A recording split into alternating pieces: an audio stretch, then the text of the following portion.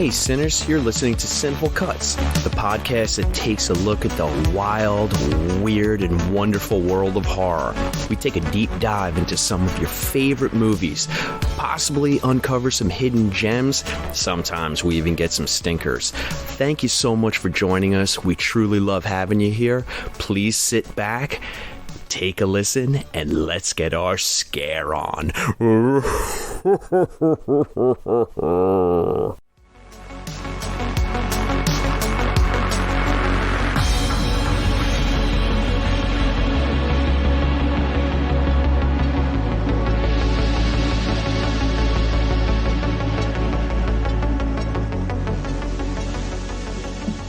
Hey sinners, I'm Shannon. And I'm Sean. And this is Sinful Cuts. And today we are so happy to have the incredible man himself, John Langan, who is the author of the collections Mr. Gaunt and Other Uneasy Encounters, The Wide Carnivorous Sky, and Other Monstrous Geographies. By the way, John, you're 10 out of 10 for titles. They're my favorite. Saphira and Other Betrayals, Children of the Fang actually might be my favorite, and Other Genealogies, Corpse Mouth, and Other Autobiographies. And he is the author of the novels House of Windows and the award-winning The Fisherman, which is possibly it's certainly my favorite novel of when I read it in 2021, and it is certainly a top 3 to date. That novel is... It's nothing short of incredible. So what John likes to do is he likes to rack up accolades. He was a finalist for the International Horror Guild Award.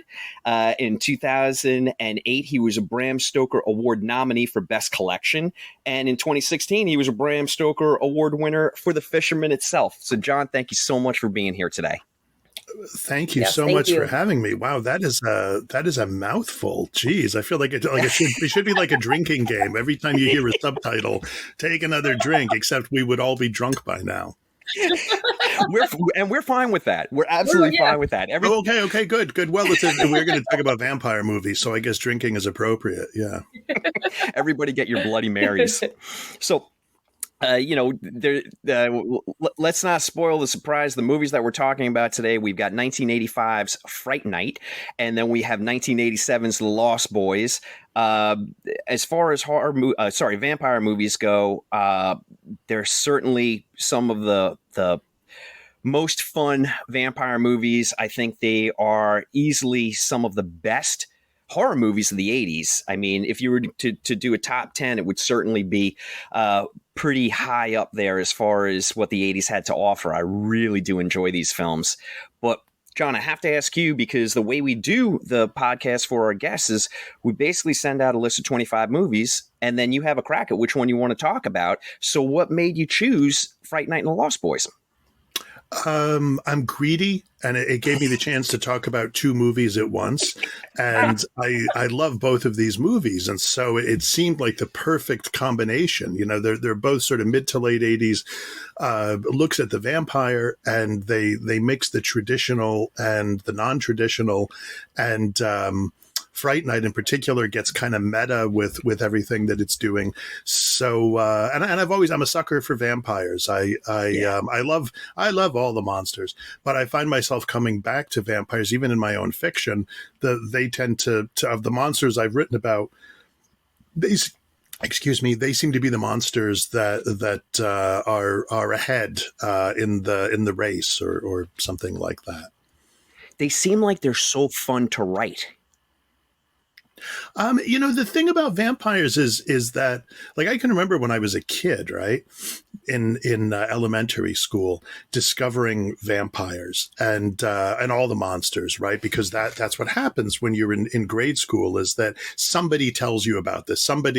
Either somebody's irresponsible parents have let them watch a movie they shouldn't have been able to watch, or an older sibling most likely has let them know, has let them in on the secret. And so vampires kind of fascinated me because there were lots of rules that you could use to deal with them. So that was kind of cool, and they were sort of weird in a way. But I was raised in a very devout Roman Catholic household, so Same. Catholicism is all about these kinds of rules and regulations that make sense within the context of the religion and the confines of the religion, but from the outside, people are like, "What?" And so vampires are I think like that, analogous to that. All these kinds of weird rules, but they make sense within the confines of the vampire mythos.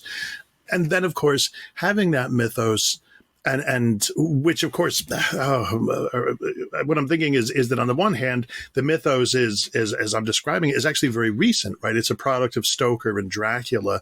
And one of the first things I used to get all these books when I was a kid. You could order them through the Scholastic Book Fair, and they were like, the history of monsters or whatever, right?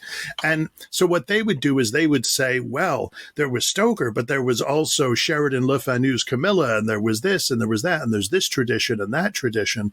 So it's interesting. It's as if with Dracula, with Stoker's Dracula, all of the vampire tradition, they kind of bottleneck into that one text, and then spread outwards again. And you can tap into the kind of mainstream of it, if you will. You can sort of go right back to Dracula and look at what Stoker was saying, and you can draw on that. But you can go back either further than that, if you'd like, to the traditions that Stoker was drawing on, or you can look at sort of the extreme edges of what's come out from Dracula and do something with that. So I think there's that. I think it's also what's fascinating about the vampire is its intelligence. This was long before I should add, I had read Mary Shelley's Frankenstein. So to me, Frankenstein's monster was this kind of like brute, this like hulking thing that was just, full of anger and was sort of terrifying. And part of what made it terrifying was you couldn't have a conversation with it any more than you could the Wolfman or the Mummy, or the Gill Man, that the vampire was the only thing that you might have a relationship with, as it were, however short-lived that relationship might be.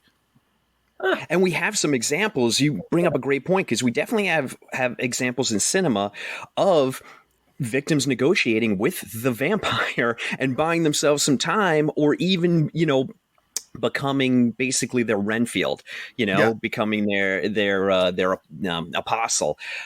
We just had Andy Davidson on, and he was discussing Near Dark. And, he was saying, that he loves the vampire, and he felt like he owed the vampire, due service because of his novel In the Valley of the Sun. But I posed this question to him. Oh, right. So, that book is so good. But I have to ask you the same question. Do you skew your vampire? Do you skew more towards like the Nosferatu and the true undead, and there's really nothing sexy about it, or you do skew more toward the seductive vampire? I kind of swerve back and forth depending on the needs of the story. So I think that, when you look at the way that vampires are presented, and they show up on stage in the 19th century, they're often presented as they're almost like ethereal. They're sinister. They'll drain your blood, but they're the opposite of the way we think of vampires. We think of vampires, especially post Buffy, right? Every vampire knows kung fu, right? Yeah. And they. And even Dracula, even in sometimes literally. Yeah, exactly. And they hop too, right? The Chinese hopping vampires. I've gained the ability to hop, but at a terrible price. I must drink human blood. But was it worth it? The Faustian bargain. It was. And in some cases, those vampires can only be defeated when you shine moonlight on them. You shine the light of the full moon on them, and they just as in a way, it's the reverse of what happens at the end of Nosferatu when the sunlight just makes him melt away. So. There's a way in which and Dracula certainly. I mean, I'm on board with I think of Stephen King as the one who makes the case. I'm sure other people did before him, but in Danse Macabre, he makes the case for Dracula as just like sex embodied, and specifically a kind of oral sexuality. And I think that's true. But Dracula's sexuality is very animal and very aggressive. Underneath it all, there's the drink from me sort of thing. Slashing open his chest so that Mina can drink from him. So I think that those vampires. And here's the thing. I think in a way the sexy vampire makes a bit more sense from a narrative standpoint. The vampire. So John, I'm sorry, we bounced out there, but you were talking about the seductive vampire. I'm going to tell you an embarrassing story. I think it's embarrassing for me. So I live in New York, and I was lucky enough that my parents would take us to Broadway shows. So during the 70s, when I was a young kid, we would go in and we'd see shows. And I remember we saw Dracula with Frank Langella. And this is before he did the Badham film in 79. But we went with a bunch of my parents' friends, and they took all the kids because he's Dracula. But I remember on the train ride in, my mom was sitting with her friends, and they're talking about Frank Langella and how sexy he is. And I'm a little kid, and I'm like, should I be hearing this? Does Dad know? But they were. I mean, I love the 79 Badham film. He's a little bit disco Dracula because the hair is just like it's hairsprayed and blown out to infinity. But he is incredibly sexy, and what he did on Broadway, I mean, he really captured a moment there where it was just all, Frank Langella is going to, your toes are going to curl up with his portrayal of Dracula. He really nailed it. Yeah, and then you go into you discover your dad has a cape, and you're like, Dad, what is this? Yeah. I think that I guess what I was thinking about before is that the sexy vampire makes sense to me in a sense as the kind of vampire that might survive in human society. The kind of brute animal vampire, which has certainly, gained ascendancy. I think of 30 Days of Night as maybe the most dramatic example of that, where these things are not sexy in the slightest. They are just there for murder. They are just there. That's predators. Yeah. We are prey animals, and that little town in Alaska it's the feeding lot for them. I think that they. In a way, it's harder to imagine how they survive, especially as human society grows and grows and grows. And even, actually, I mean, honestly, even when it didn't grow, they still need us. They still need human society to survive, right? Sure. So it's hard for me to imagine how a pack of vampires makes its way through, even the urban jungle of New York City or something like that, and doesn't get noticed by the cops, say, and dealt with. So I think that the sexy vampire makes more sense to me, and I also think that with the sexy vampire, there's a chance for the vampire to emerge as a character, maybe not a fully human character, but a character. The kind of animal vampire, I'm not sure. I feel that the characterological dimensions of that vampire are more limited, which isn't to say you couldn't do, because like I'm saying this, I'm thinking, yeah, but what could you do? And you could do this. So it's possible certainly to do stuff with that. But I prefer the vampire that in a sense wants to corrupt you. That wants you to be to take a ride on the mystery train into the dark. That leads us perfectly into Fright Night, because that really embodies Jerry Dandridge. I mean, he's got almost the perfect disguise as just this affable, sexy next door neighbor. And if it wasn't for friggin' Charlie peeping out the window, watching the coffin go into the basement, he might have half a shot. I mean, until the bodies are stacked up like cordwood. Every news broadcast in the movie is basically another headless corpse found.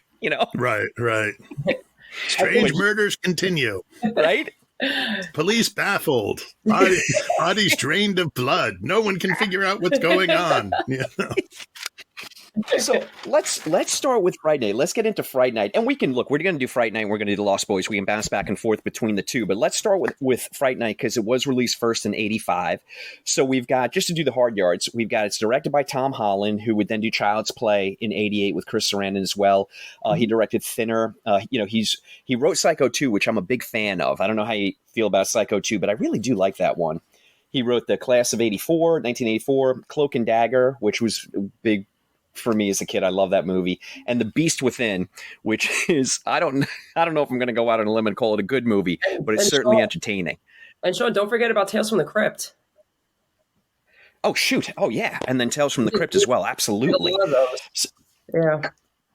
Good save there, Shannon. So we've got it's produced by Herb Jaffe. We've got Jan Kaiser is the DP, music by Brad Fidel, and then the FX by Randall William Cook. I think, I definitely want to give a shout out to the FX. I thought they were really solid, and very playful and inventive.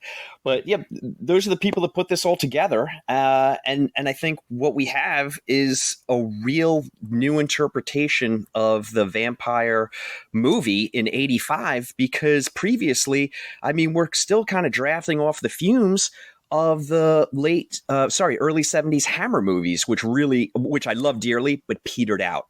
Dracula AD, Scars of Dracula, they're not, they're not the most shining examples. Then you had films like Martin, which were great, but we didn't have anything that really connected with audiences. But this movie did. I remember the summer of '85. If you were a kid and you hadn't seen this movie, it's like, what the hell are you doing? Get on it.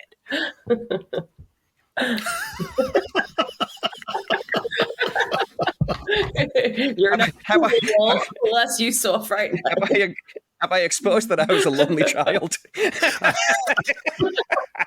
But you had the comfort of your monsters. I did. And your dad's cape that you could watch those movies in.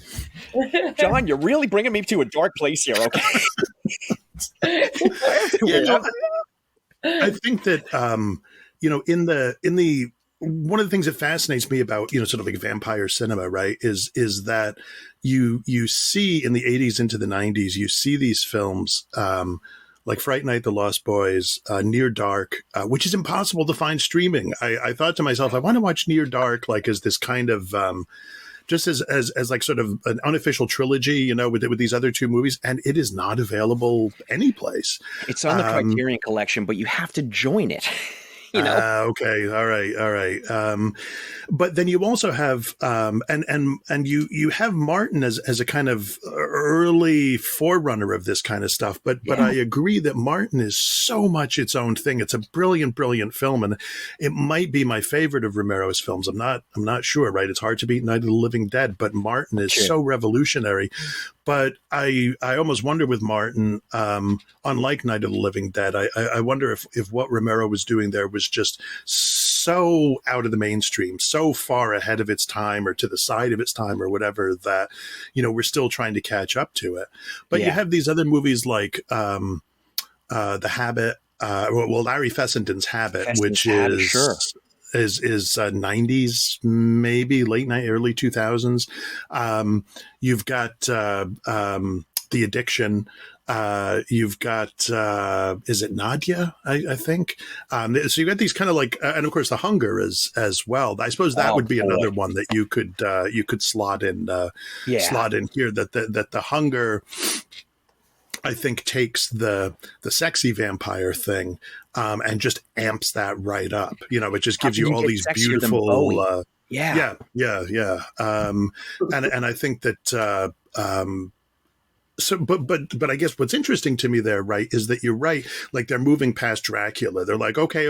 Yeah, we have a ton of Dracula films. And of course, Coppola will do his Bram Stoker's Dracula, which is a lovely film. And I think probably fits into all of this in some way as well. Although the thing with Coppola, right, is his Dracula goes from just being sexy vampire to romantic hero, doomed, damned romantic hero. Oh God, you took my girlfriend away, so I'm going to be a vampire. and which I think works in the film, but which is not Stoker's Dracula. That's Coppola's Dracula. So I think that with Fright Night. And the thing about Fright Night, which I'd forgotten until I watched it this time, is, man, it is awfully wobbly for about the first 10 minutes. Like it's almost slapstick. There's Charlie, Mom, I thought I saw a vampire. Oh, Charlie, there could be a laugh track, and you're just waiting for the Fonz to show up. Hey, what's up? Fonzie, there's a vampire next door. Don't worry about it. The Fonz will deal with it. Yeah, exactly. So yeah, there is absolutely a bit of that. The boy, but then maybe 10 minutes, maybe 15 minutes in, it finds its footing and it just barrels ahead. It is a powerhouse of a movie. And I think part of the problem that the film has, right, is just that kind of entry point. How do you get into a universe in which there are vampires, and what Holland wants to do, right, is to have this kid who watches too many horror movies, right, see a vampire. So is it even real? So there's some of The Boy Who Cried Wolf. There's some of Rear Window. And I think that all of that just it's like you should, when you're riding the bicycle and the bicycle's kind of wobbling a little bit side to side, and then you just find your footing and you start to move. And then I think especially once Roddy McDowall shows up in the movie, which it's like 35 minutes in. Yeah. And the thing is that I doubt Roddy McDowall got a lot of money for this movie, but he does not phone it in. He plays this part with utter seriousness and utter conviction and a certain amount of pathos. And I think I don't know if that makes everybody else up their game, because they're like, oh, Roddy McDowall, look at what he's not phoning it in. But all of them really bring it. They in a really interesting kind of way. And yeah, he's a great, Chris Sarandon is a great sexy vampire. And there's the suggestion that, I can't remember the name of the female protagonist. Charlie's girlfriend. Yeah. Playing Amy. It was Amy. Amy Peters. Amy, right. But that Amy is in some way, she reminds him of his lost love or something like that, but it doesn't, which of course Coppola would just run with, but he doesn't make too big a deal out of that. He's just like, that's funny. But yeah, it takes the whole, go ahead. No, I was going to say, I actually saw an interview or a panel rather of Chris Sarandon talking about this movie, and he mentions that one of the reasons why he thinks that it really works is Holland did give them, because at first, of course, he heard it's a vampire film, and Sarandon was a little, but then he read the script, read the character, and Holland obviously gave them all little creative freedom. And he said there's human characteristics in him. So he utilizes the part where, he realizes that Charlie saw him and knows what he is. And he has a moment where he goes in his house, which was frightening, by the way. And, he goes to Charlie, I'll leave me alone and I'll leave you alone. And Charlie goes basically no, and he goes, you fool. So it's like, it just felt like that alone. I feel like you get a sense that he's, granted he's very sexy. He's very, very strong, very frightening. But he was a human once too. So it's like, he is also tortured, I think, in a way to live this way. He relies on somebody else to do his dealings by day. I'm assuming call the prostitutes over to the house, and that this is how he has to live. Like, it doesn't look very glamorous at all, despite him being a cocky, son of a bitch sometimes when he has to be threatening. But I think that is more like his survival instinct as opposed to just being a threat. Basically, I think there's more to it than that. He's literally just trying to survive. So I created a more humanistic element in his character as opposed to just making this just a vampire movie. Does that make sense? Could I just put this out there for the two of you? And I'm going to be honest, through the lens of a 17-year-old is how old I was when I initially saw. No, sorry, I was 15 when I initially saw this, and of course I was Team Charlie because I'm a dumb 15-year-old kid. As a man in my 50s now, rewatching this just yesterday, Charlie's a real Budinsky, and I am completely Team Jerry Dandridge. This pain in the ass kid really needs to go.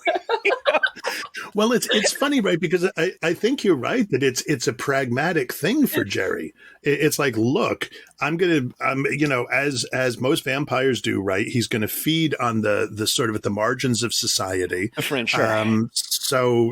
And the cops are going to be like, oh, another dead hooker, whatever. And he doesn't want any trouble from he's. Oh yeah, absolutely. And he wants to. I mean, the same thing happens in the Lost Boys too, Yeah. But anyway, but he doesn't want trouble in this nice. He's moved into a nice neighborhood. He doesn't want any trouble, And can't we just live and let live, So yeah, he does try to negotiate a bit first before ramping things up. Now, I grew up in a suburb. I mean, this was filmed on the back lot, but I grew up in a suburb that was very similar to what we see in the film. And I'm going to tell the two of you right now, in 1985, you would have flown under the radar better as a vampire than a man living with another man next door in the suburbs. That is a flat out truth. I mean, this movie has really become an icon of queer cinema, and we definitely have to talk about that. Absolutely. How Chris Sarandon, I mean, whether you would call it bisexuality or even pansexual, I mean, Jerry Dandridge is just, he's just out there it's just hedonism. It's contained hedonism, but he's a walking embodiment of it, and then you have Charlie, who is the antithesis of that. I mean, the opening scene where he's more distracted about what's going on outside the window than he is about losing his virginity. We think. Right, so that may be the one point in the movie, like in a vampire movie, that I was like, no, that's not believable. Yeah, everything else, I'm like melting people, whatever, totally fine. But a boy of that age being like, no, I'd like to look at my neighbor rather than, come on. Right? Come on, Tom Holland, come on. But if you can believe that, you can believe everything else. Exactly. So it was. When I was doing research for the film, of course, years later, and thankfully, we've progressed as a society where we can talk about these things and no one has to, feel that they can't be forthcoming. They're asking about, the queer coding of the film and who played Billy. Jonathan Stark said, we knew the scenes we were shooting, but it was not talked about on the film set. And at first I was like, come on, Mr. Stark. But it actually, if you're shooting this film in the 80s, you wouldn't have talked about it. It wouldn't have been something that would have been discussed. But, but I think Tom Holland did a service to, vampire mythology and vampire lore and Dracula, because there is so much sexuality in those stories. And it includes all types of sex. That's what makes the vampire so seductive. It's just everybody's fair game, which I love about the vampire. I kind of feel like Billy, the thing with Billy is that Billy has been corrupted. Like it's that strikes me like there's a lot. I fell down the rabbit hole, of what is Billy? Is he another vampire? Yeah. Is he a golem of some kind? Is he, familiar? Is he? Because when things don't turn out so well for Billy, I mean, he literally goes to pieces, right? Yeah. And an amazing. I was like, wow, what an amazing special effects display, right? But yeah, he's clearly, it seems, something no longer completely human, and I do think of him as a sort of like a familiar, something that's been kept alive, and then when the spell breaks, he just kind of melts, right? But he has been he's been corrupted, and I think I think that's also what happens to Amy. I mean, it's the thing about Jerry is Jerry almost seems to like radiate. He's like radioactive with sexuality, and he's corrupted Billy, and he corrupts Amy too. She's, at the end of the movie, she's like, okay, buddy, let's go. Charlie is Charlie and Peter Vincent are the only ones that he doesn't corrupt. Charlie, because even Evil Ed gives in. And he says to Evil Ed, I know what it's like. I know what it's like to be you. And there's an interesting kind of seduction there, that I'm the outsider too, and I'll give you power. So I think that there's almost like this sort of sinister, I don't know how you call it sinister empathy exactly, but he's definitely like this kind of raging id, just kind of let loose. And you don't want to be too near to him because, like your mom with Frank Langella, like it's just, yeah, it's too much. It's too much. Gonna have to get that damn cape dry cleaned. Can I tell you a fun fact about Jonathan Stark, about his melting scene? So apparently he tells a story about they filmed that scene. He has the goop and stuff all over him. And apparently something, the way he tells it anyway, is apparently the pipes on this particular day of shooting weren't working properly. So he couldn't take a shower at the studio. So he's like, I have to drive home like this. So he drove home like that. And then he realized his gas gauge was pretty much on empty. So he had to stop and get gas. And nice. It was a full serve, at least so he didn't have to get out of the car. But he just, the guy who had to pump his gas was like, and he didn't say no charge. Be on your way. Just fill it up. I was gonna say, did he say anything? Was he like, look, I was on a movie set. He's just like, just fill it up. I mean, that's the more frightening thing. Anything. He just said, just fill it up. And then he saw the guy run inside and get on the phone. He's like, I think he's calling the cops. Imagine if you're the police dispatcher that takes that call. I mean, this is Now, let me ask the two of you, what do you guys think about Tom Holland's direction with, and John, I'm with you. It starts off a little wonky because it really does almost feel like a sitcom, especially because we're filming on a backlot. Like everything feels a little bit artificial until Jerry comes along and we find our groove. And then it really does get moving, which I absolutely love about the film.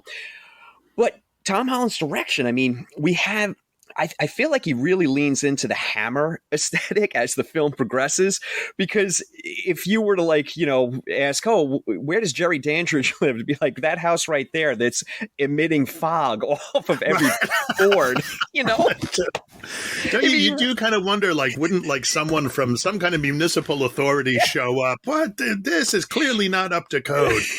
That's a lot of radon.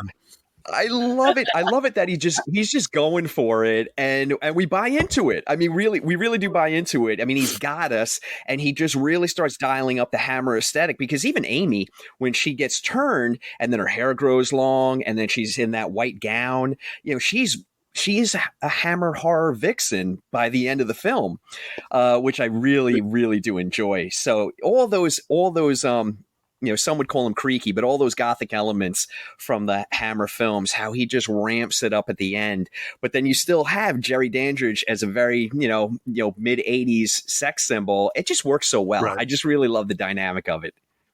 Well, I think you can view those kinds of trappings, right, is through the lens of they only come out when Charlie's around, like when the detective comes when the police detective comes to visit, it's just a house with a lot of clutter in it. And it's just like, oh, hey, sorry, we're just moving in here, so that we see the house when the kids see the house, which of course in this kind of movie as well, in the sort of, no one will believe me, again, the boy who cried wolf, or the boy who cried vampire, right? No one will believe me. So there were times that we see things, we see that the house covered and, shrouded in mist or fog or whatever. And we know the same way Charlie knows, holy shit, there's a vampire in there. And, the vampire is a creature that is so fundamentally wrong that it causes reality to warp around itself, to bend around itself. I love that interpretation. It can dial that down when the cops show up and just be like, hey, I'm just your new neighbor. Come on, with my male companion, Yeah, exactly. No, What are your thoughts on the third act? So let's just talk about the third act because I mean, we the third act kind of starts with the club scene, which okay, maybe it doesn't age great, you know. But that is peak '80s, isn't it? How many '80s movies have the sort of the club scene? Whether it's Scarface or shoot, what's the other? There's a few De Palma movies that have like the club scene as the big Right. moment. So we start there and we get the corruption of Amy and Evil Ed's already been turned. I do like the scene with Charlie where he does try and recruit Peter Vincent again. Also, I mean it's worth noting Peter Vincent, Peter Cushing, Vincent Price. Vincent Price actually was offered the role initially, but his health was in decline, so he had to pass. Which I think would I mean I absolutely adore Roddy McDowall, but in an alternate universe where we get all the movies in our head, that's a movie that I would like to see with Vincent Price Yeah, me taking a too. I crack would, I would at like to that. see that. Yeah. But I really do like that scene where he's trying to recruit him, and you Roddy McDowall really does sell all the emotions that he has to put forth. He really does sell, and he sells them really, really well because he comes across as he said his inspiration was the Cowardly Lion. That Yes. he is a coward at heart. To be fair, he certainly didn't ask for any of this. I mean, Charlie came out of nowhere. I still want to know how Charlie got the address. That's the one part that Right. bugs me. It Right. just shows up Where at do his I door. how do I just go meet my hero? Like, I mean, if it's possible, if Svengoolie, if you're listening, I'll be there tomorrow. I like how we feel like Peter Vincent isn't going to that he's given up and he is a coward and that's the end of it. And then Yeah. Charlie's brave enough to look. I've got to get my girlfriend back. And then the hand grabs his shoulder as he's just about to go in, and then Peter Vincent's there. We have our hero moment, and then there's that whole sequence on the staircase, which is almost like an ode to Salem's Lot. Oh shoot, Salem's Lot, which I should have brought up when we were Oh talking yeah, yeah, about yeah, yeah. Sure, you know sure. the because Toby Hooper. I mean, I adore that. I really do love Salem's Lot. So that's a little ode to that. But we have all those scenes in that grand staircase. We've got Billy's demise, and we have Peter Vincent possibly finding his faith and repelling Jerry Dandridge. And then we have some great special effects with Jerry turning into the bat, and it all kind of it wraps up. But there's little moments spread throughout where Jerry is kind of circling the house in his vampire form, and they have those great little gotcha moments and campy moments where someone will be by the window and then Jerry kind of floats by. And I'm telling you both, I don't know, John, I don't know if you had a chance to see this in the theater back in 1985, but when those happened, the audience lost its banana collectively, and that kind of Uh-huh. experience in the cinema it's why we go. It's why Yeah. you Yeah, yeah. want to The see stuff collective. on the Yeah, big yeah. screen. Absolutely. It was so great, but I do think I feel like most horror movies, if you can stick the landing, you get a real chance of becoming a classic. And I do Yeah. feel like this movie, it does stick the landing. I mean, there's a lot of parts, there's a lot of moving parts there, but the ultimate demise of Jerry, I think, is pretty satisfying. But what about you guys? How do you feel? Yeah, I agree. I think that staircase scene is pretty remarkable, especially considering and I don't know if this is just me probably bringing this to this, but considering the sort of Psycho echo too, and knowing that Holland was involved in writing Psycho too, right? But, the staircase in the Bates house is so important, right? And moving up and down that staircase is such an Yeah. important thing. And of course, there's that wonderful stained glass window too, behind which, I love it. someone's got to crash through the stained glass window, Yeah. right? But that sort of moving up and down as a way to represent the character's fortunes. Now we're doing well, now we're not doing so well. And I think yeah that part of I think that third act in particular, maybe it was into the second, but like that's where Roddy McDowall I think is really the anchor for this thing is I think because although he is emboldened enough to say I gotta go try to help, he's still terrified. And so we talk about, right, courage is not being unafraid, it's doing something even though you are afraid, right? So he has to find actual courage in that moment. And Jerry's Jerry's demise as Billy's demise, was quite spectacular. Yeah. I was asking myself, is this the first time, and it might be, that we actually see a vampire go out that way? It very well might Usually, be. yeah, because you think about go all the way back to Bela Lugosi, right? And Van Helsing in Browning's Dracula, the camera moves and we hear the sound of the stake being hammered with really just one blow, and then we hear Lugosi go, "Oh," and that's it. And most in from what I can recall anyway, in most vampire movies, all they'll do is when you stake the vampire, they'll show that and there'll be blood coming out or whatever. But the disappearance of the vampire, which also means that the hero doesn't have to deal with all the questions, the unpleasant questions of, but that sort of spectacular end to the vampire I'm totally fine with Evil Ed being around at the end. That actually didn't bother me at all. That's a lot of times those scenes you're like, oh, come on, but that felt somehow that feels like the little chef's kiss. Yeah. Instead of feeling like sequelitis, like they're setting it up, it was a perfect chef's kiss. So let's just move. Oh, sorry, Shannon, you wanted to add? No, I was just saying I agree, and I because I also think Evil Ed's death was interesting because first of all the makeup effects was off the charts, especially for that time. His it was almost like that like a werewolf transition, if you will. So I found it really interesting, and it gives you kind of the sense of maybe the stake is harmful, but it doesn't really complete the job. I found that interesting. So maybe the sun is really what, finalizes everything. I just found that interesting. Right. Yeah. Or does he pull the stake out?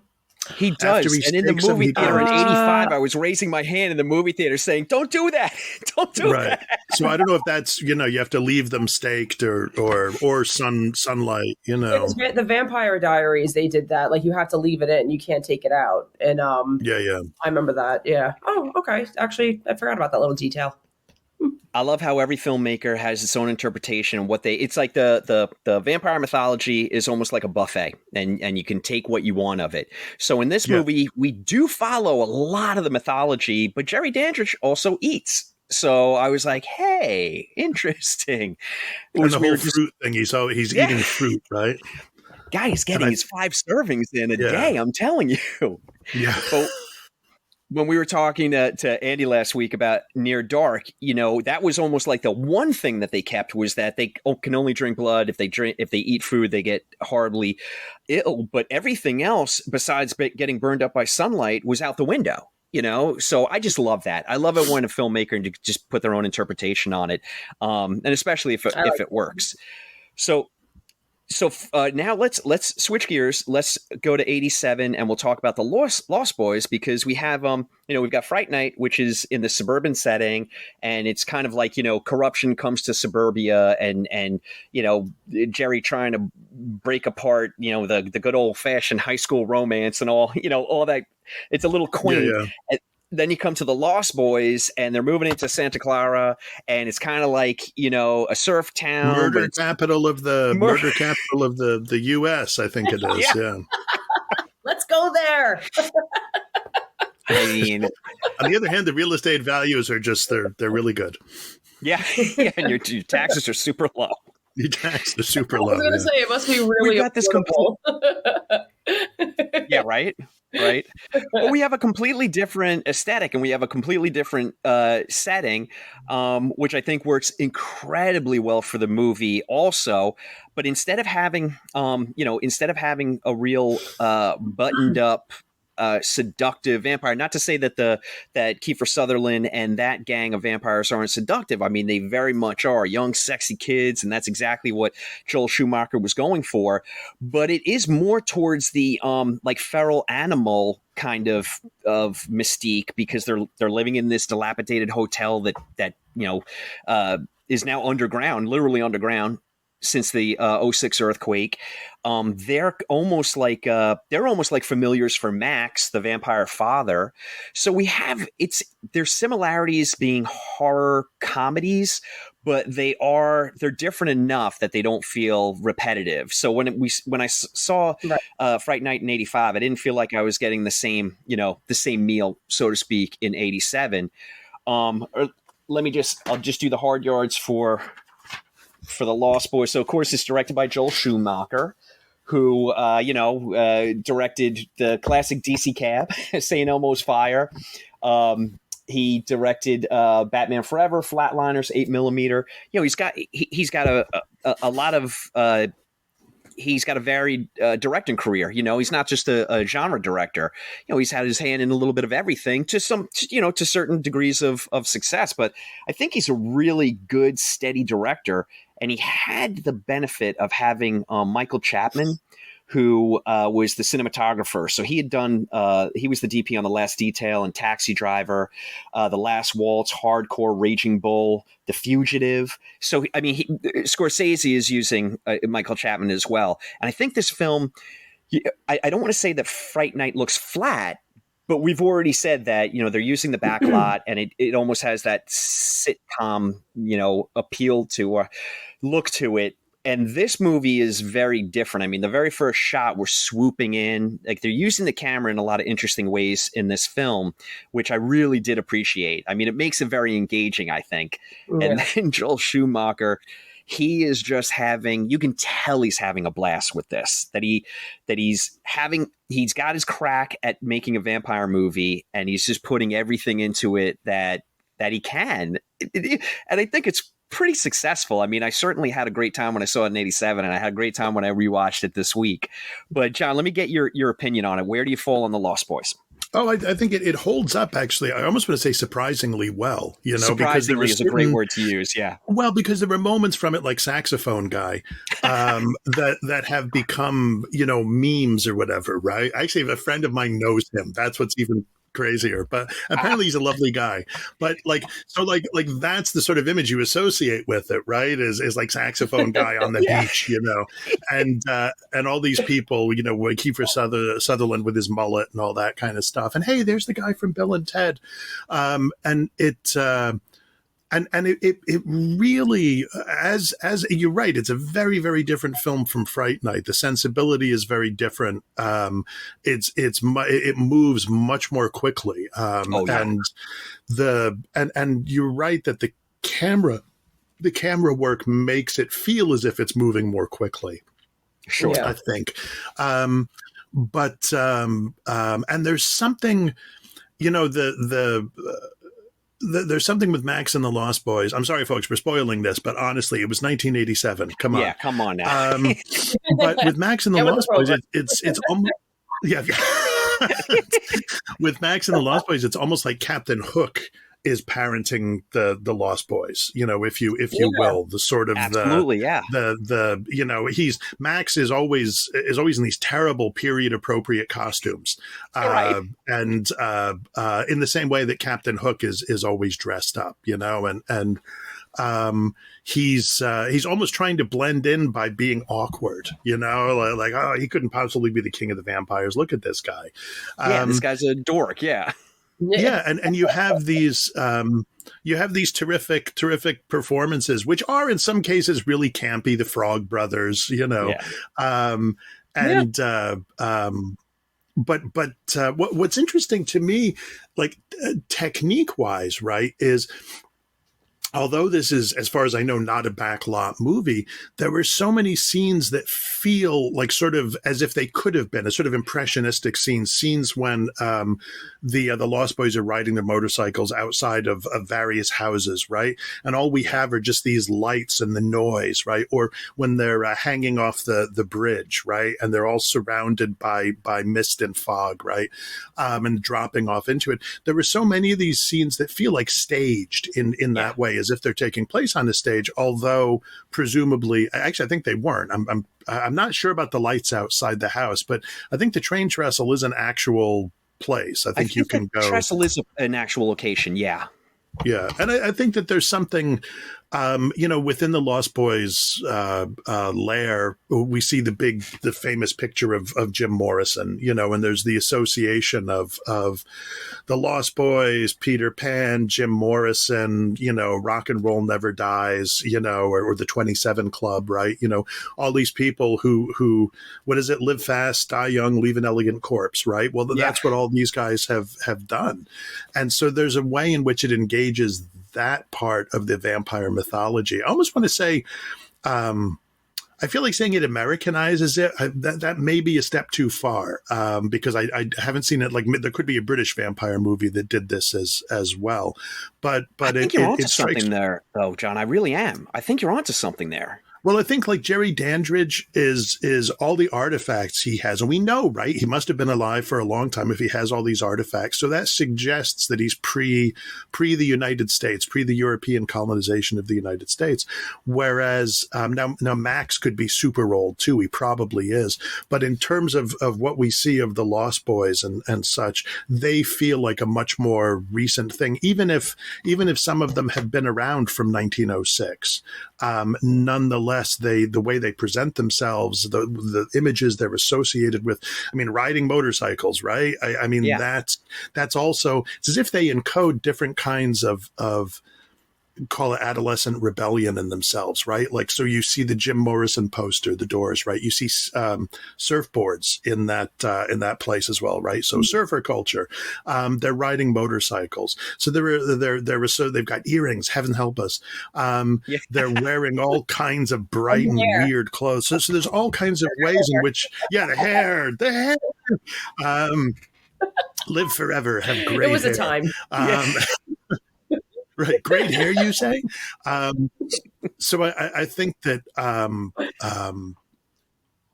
all of that, even the way they run together as a pack, it's interesting because you were asking earlier about sexy vampire versus like murder vampire, and the Lost Boys kind of wind between the middle of them, because there's no doubt that Kiefer Sutherland and his buddies are presented as attractive. And certainly Jason Patric and Kiefer Sutherland are, there's something going on between them. But then there's also, it gets sort of sublimated into the relationship with Skye, right? Where Jason Patric wins her away from Kiefer Sutherland. So, but they run as a pack, right? They run as if they're pack animals. And when you kill one of the pack, as they succeed in doing, the rest are going to come for you. That's just, there's no doubt of that. I do. Max's plan, though, of creating like the extended vampire family, it's not a bad plan. He's very much, he's having Star and David try and get Michael. No one really thinks about Sam. Poor Sam in this movie, who Corey Haim, I think this is probably his best performance. He's so damn funny in this movie. He gets the best lines and he delivers them perfectly, But trying to concoct this extended vampire family, on paper it looks great, But there was something I was thinking about, like with that aspect of it, and thinking about it in contrast to Fright Night, where the vampire in Fright Night is in a sense a more traditional vampire, in that he just wants to eat you. And he's going to threaten your girlfriend. That's very Dracula, right? First you go after Lucy, then you go after Mina. And so Jerry going after Amy fits with that. But along the way, he's quite willing to kill anybody else. Jerry has his kind of family or whatever you want to call it set up with Billy, in the same way that Dracula does with Renfield, or would with Renfield.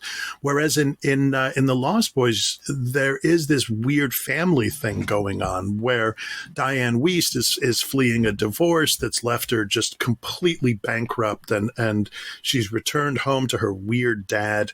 And And what Max ultimately wants is he just wants to make a family. He just can't. Vampires have families too. again, I find myself in my later years siding with the vampires in these two movies.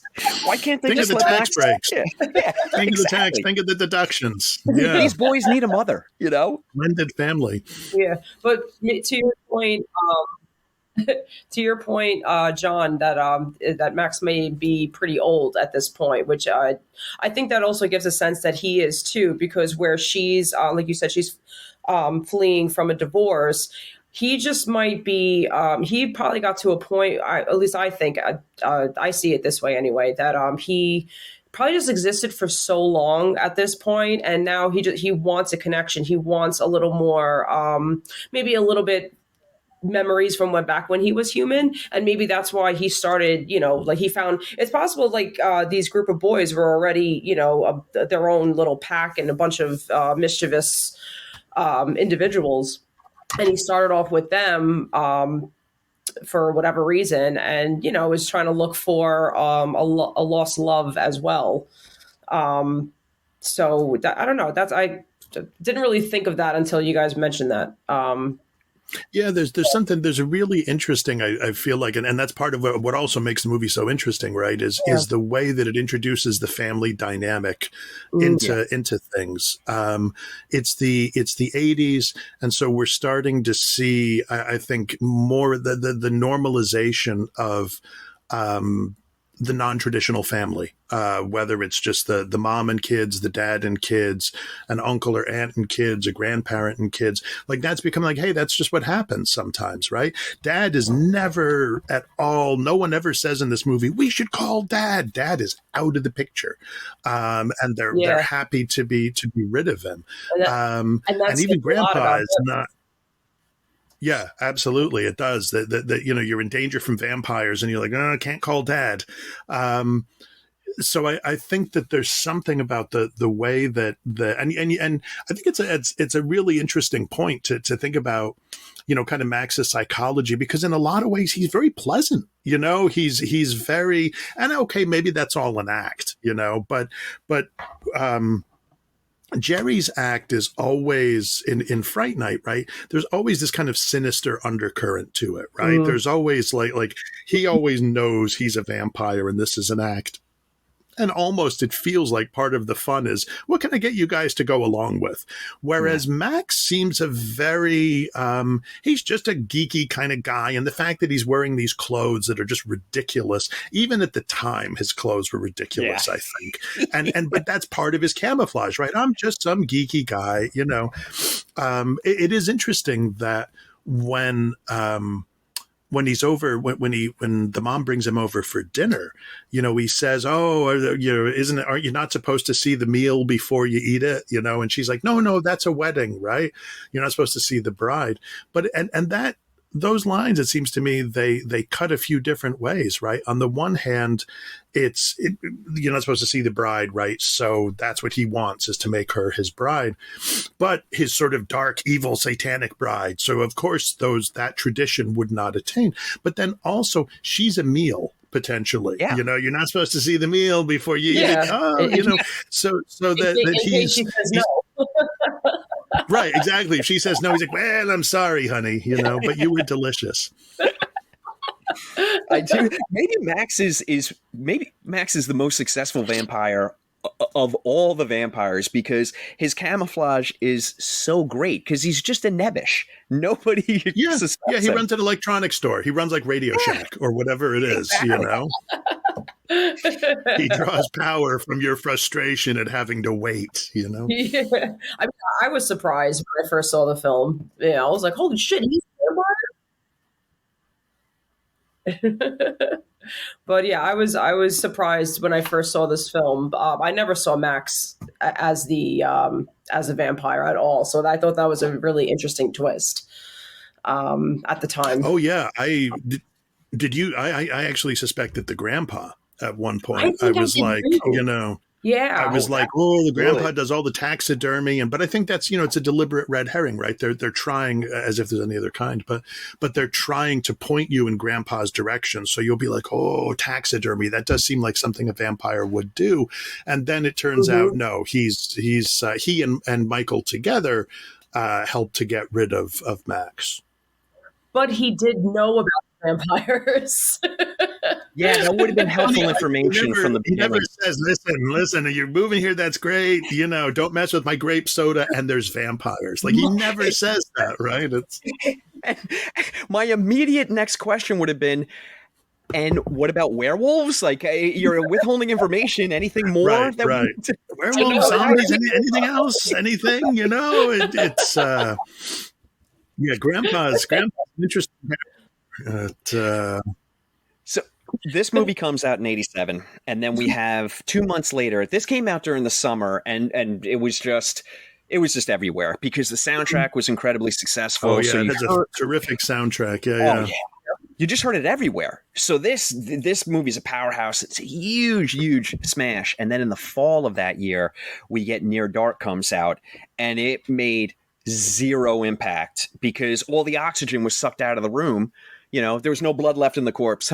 See what I did? But it was just there was no room left. But Near Dark, and you guys, please feel free to disagree with me. But Near Dark, I feel is a vastly superior movie to these two. Although I love all three, but I just feel like Near Dark is almost like, is this a documentary? Is this what actual vampires would be like? And I still feel like that to this day on a rewatch this week. Before we recorded with Andy, I watched it and I'm like, this film doesn't feel like could possibly be the same year as Lost Boys. They're so incredibly different, but they were. They both came out in 87. Yeah. I'd have to think about that, I guess. I think that one of the great virtues of Near Dark is the over the top performances by everybody. Everybody just buys into these performances. Bill Paxton, maybe most famously, right? Yeah.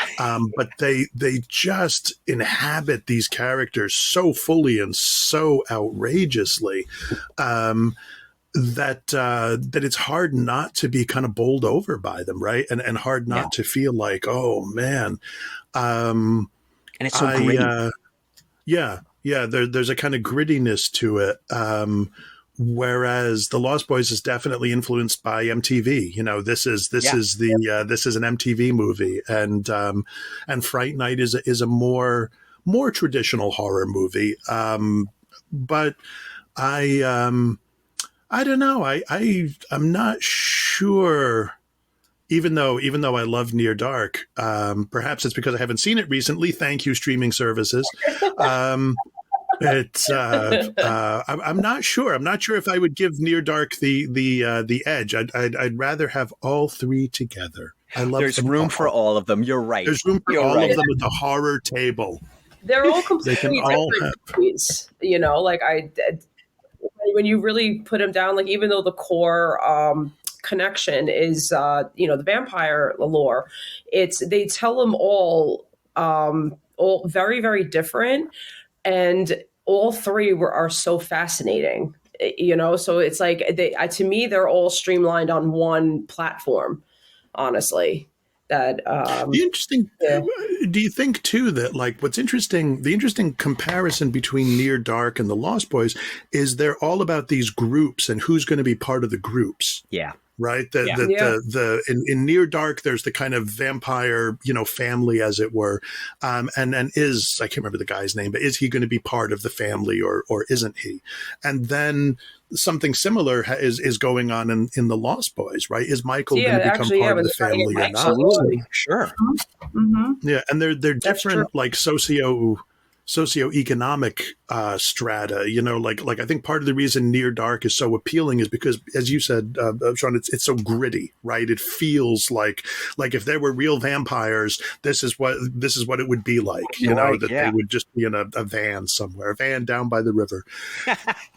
And no, please finish your thought, John. Sorry. No, just that, and I think that grittiness helps to that almost like sort of faux documentary style helps to really sell that movie in a particular way. Whereas The Lost Boys is very slick, and it's deliberately slick. It's very glamorous, highly produced. Sure. Yeah, it's like and I guess that goes along with the Lost Boys thing, right? Like you can live forever, but you must feed, Yeah. Yeah. All right. I have to ask the two of you, because at this moment in time, so 2024, we had Last Voyage of Demeter. Oh, by the way, John, I owe you thanks. I'm listening to you and Eric on Cradle to the Grave, and you were talking about Life Force, by the way. Ah, yes, Life Force. My damn ribs hurt from laughing when the two of you were trying to tell your spouses, I'm doing research. Right. Honestly, honey, this is research. These boobs are research. I swear to you.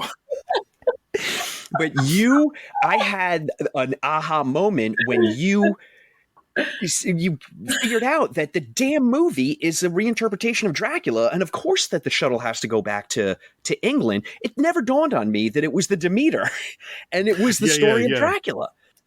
Well, I have to be honest with you. The first time I saw the movie, I did not clue in on that in the slightest, and I was like, "What the hell is this?" And then this most recent time, like I was like, "Oh, of course, it's okay." That's and I do actually think, I still think, they give you a little bit of a flashback at the end to what happened inside the shuttle, but I actually think that's your movie. In the same way that they made the film The Last Voyage of the Demeter, I think you could make a really interesting film about a sort of doomed spacecraft, which, I mean, maybe they already did with Alien, but I think if you imagine that the monster that's coming back is also, conscious in a way that the alien does not seem to be in the Alien movies, then you could have a really interesting film. I agree 100%. So I just want to pose the question to the two of you. So for 2024, it seems like we're at a little bit of a lull in vampire movies. The New Salem's Lot keeps getting pushed back. Might not be the best sign, but I am eagerly anticipating it. But it just seems like, we're in a little bit of a quiet period right now. Well, I'm waiting for that. We got Abigail coming. Which one, Shannon? Abigail. We do have Abigail coming. Oh, yeah. We do have Abigail coming. It looks fun. Yeah. It looks fun in the same way that Fright Night looks fun. I don't think and not to. Eggers, you're right. Nosferatu, yeah. That is the one. Yeah. All right. Yeah. Way to embarrass me in front of our guests, Shannon. All right. I forgot about that. No, Sean, you've embarrassed yourself, and soon Robert Eggers will be at your door. Wait, can we trace it back to the moment I told you my embarrassing family history with Frank? Robert Eggers will be at the door, and he'll have whatever Skarsgård that is with him, because the Skarsgård, they're a scary brood, man. I'm 5'7.5" on a good day, so whichever one shows up, I'm going to be doing this.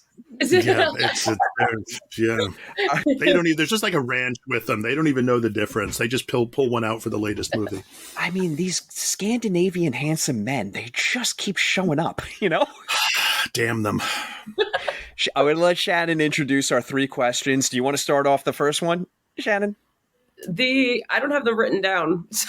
Okay, I'll tell. Right. You didn't know there was going to be a pop quiz. Okay, John. So these are our 3 questions. The first 2 are pretty straightforward. The last one is turning out to be very problematic, but we're still going to do it. Okay. So the first one would be, what is your most frightening horror experience? It doesn't necessarily have to be the film, but just any experience, the watch, the walk to the parking lot, whatever it might be. What's terrified you the most? So I'll pick. So cinematically, there was a movie which I've never finished, and it was called something like The Abandoned, and it's about a woman, I want to say, and she was adopted from I think from Russia, and she tries to go back to find out what happened. And holy cow, did that, for whatever reason, the first like 15, 20, I was watching it late at night, which didn't help. But the first 15 minutes of that, I was so freaked out. I was like, nope. And I was like, I'll get to this in the daytime. And that day has not come as of yet. There was a time early on in our marriage when I woke up and I was still mostly asleep, and I saw a little girl sitting on the edge of my bed with her back to me, just in sort of silhouette. And I was as frightened as I have ever been. And I was so frightened I had to reach out and touch her. And when I did that, it turned out to be my wife's knee. So she was like sleeping with her knee up, and I was just like, ah. So, my but for God. that moment, that was frightening. Wow. Goosebumps. Yeah. Legitimate goosebumps. I got the chills. Ooh. Oh my goodness. Oof. Okay, this next one, in the horror lexicon, what is your favorite subgenre of horror? I think it probably has to be the vampire, to be honest with you. I think there were so many different takes on the vampire. I love werewolves too, but I just don't think there have been as many great, just numerically, right? There's just not as many. I mean, they're and I think that the vampire just seems to me endlessly adaptable. That you can just take a little bit here, take a little bit there. You have something that ranges from, we mentioned Romero's Martin before, right? So here's a film that is almost sort of documentary style, which is just, maybe this guy's just crazy. Maybe he just thinks that he's a vampire, although he claims he's 100 years old. And then it can range from that to the kind of insane over the topness of Coppola's Dracula, or I think Fright Night for that matter. So I love that. I love the fact that is. I love the mutability, the possibility of that form. Same. Okay, the third question we have: if you could remake any horror film, what would it be? And if you want to expand on that, it could be, who would you want to direct it? Could be living or dead, and who would star living or dead. We're having problems with this one because the answer we're getting back is, I don't think I'd want to remake anything. I like the original. But if there is one that you would like to see remade, what would it be? I think, Fright Night, of course, was remade with Colin Farrell as a terrific vampire. I don't think the rest of the movie is a little wobbly, but I would. So there was a movie called A Dark Song, which is a brilliant film, a terrific film about this woman who sequesters herself in like a sort of English country house with a guy claiming to be a magician, and she wants him to help her to summon an angel. Because she's looking for vengeance on these guys who murdered her son. And I think it's a fine movie as it is, but part of me thought, what would happen if you remade this movie in an American setting and you made the woman an African-American mother whose son has been killed by the police. And she has this guy with her, and she wants revenge. She wants payback. I thought that would be a like a different take on that same that same trope, but with a kind of added sharpness, maybe for the current moment. Oh, I really like that. I think that would be a wrote phenomenal that down. That movie. sounds really interesting. I just actually wrote both. I wrote both of them down. I want to watch The Abandoned and A Dark Song. I've never seen them. Yeah, at some point I should watch The Abandoned, because I'm sure if I could get like 20 minutes in, I would be like, oh, this isn't so scary after all. Like most horror movies for me, it's the buildup that gets me. And then when the monster, as Stephen King said, the monster shows up and you scream, but part of that scream is relief. Like, oh, thank God, it's only that. It's not whatever I was afraid it was going to be. It's to your point. It's usually sorry. It's usually not during. To your point, John, it's usually not during. It's afterwards. It's like, okay, like now I'm by myself. Now I turn the lights off. Now I'm going to go to bed, where it's the quiet and the shadows are just going to play tricks with me. And yeah, now I'm the scared. first time my wife and I watched the Blair Witch Project. We were living in a little house in the woods, and we watched it in the winter, so the night came really early. And by the time we got done with that movie, the morning was a long, long, long way away. Oh, yeah. And my wife told me she was an early riser. She told me that she really contemplated tying up a little bundle of sticks and laying it on the front walk for me, but she did not do that, and I am eternally grateful for that. It sounds like you got a great wife. Yeah, sure I do. Yeah. I have to ask you though, just because we're talking about a dark song and truly terrifying movies, have you seen Demian Rugna's When Evil Lurks yet? No, I haven't. And I've seen Terrified. I've seen his first movie, which I really, really liked a lot. Oh, and, I love it. Yeah. Yeah. Paul Tremblay had watched Terrified at like a few years ago, like maybe the Telluride Film Festival, something like that. And for years he was like, you have to watch this movie. So I finally got around to it, and I was like, holy cow, this is great. And so, yeah, When Evil Lurks is on my short list. Yeah, it's well worth a watch. Funny thing is, we have Paul Tremblay in a couple of months. He's going to come on and he's going to talk about 1950s them with us. So we're going to talk giant ants. Nice, giant ants. Yeah. It's going to be great. That'll do it, John. We're so thankful for you coming on today. But I want thank to you give so much for having me. This has been a great discussion. Yeah. But let's leave it open now to. I would love to hear about any future projects you have coming up. What's on the horizon? Oh, I've given up writing. No, this